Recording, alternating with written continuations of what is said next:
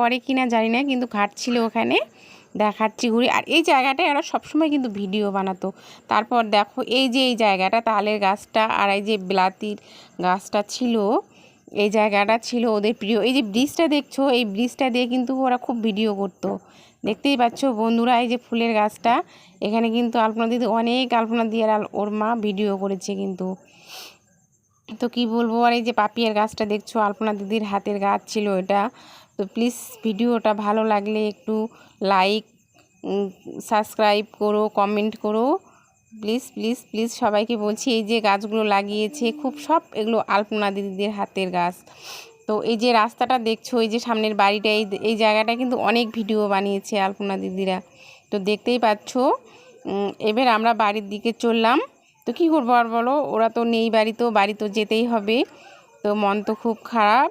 তো এখান থেকে আমি শেষ করলাম।